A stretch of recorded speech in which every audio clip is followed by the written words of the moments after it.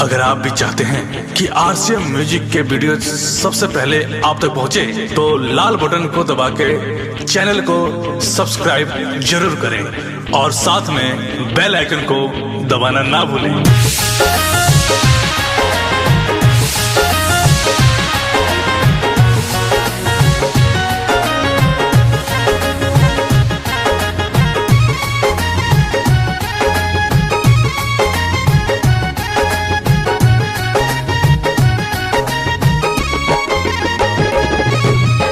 सुतलो पाओ करना मिलत हुई चैन हो, हर घड़ी हमारे ला हुई बेचैन हो। अखिया के कजारा धोवत हुई हो, अखिया के कजारा धोवत हुई हो।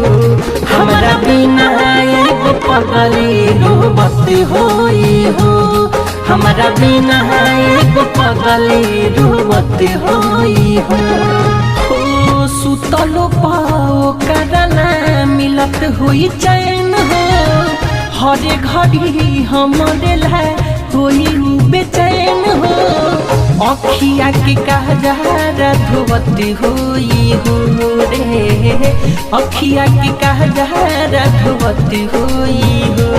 हमारा बिना एगो पगली रोवत होई हो, हमारा बिना एगो पगली रोवत होई हो।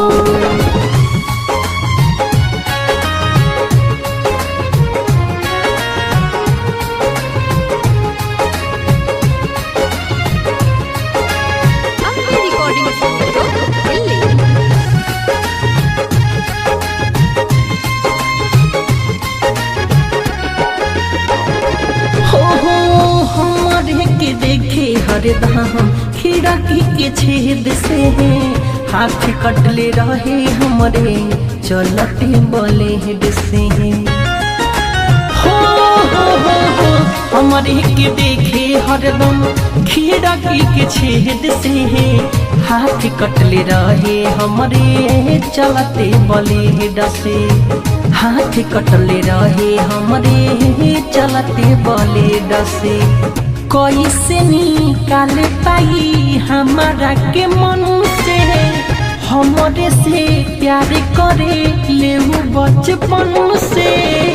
गम के मोटारी ढोवत होई हो रे, गम के मोटारी ढोवत होई हो। हमारा बिना एगो पगली रोवत होई हो, हमारा बिना एगो पगली रोवत होई हो।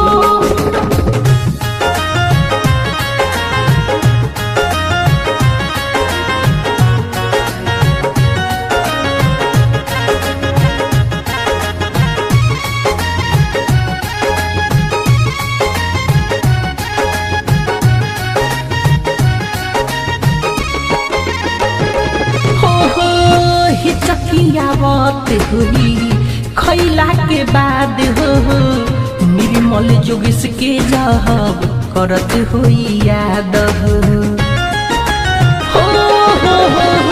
हिचकियावत हुई खैला के बाद हो, निर्मल जोगेश के जब करत हुई याद हो। निर्मल जोगेश के जब करत हुई याद हो। चले गई भले हमारा जिंदगी से निकाल के, भूले नहीं पाई अपना मिठू मार सहल के।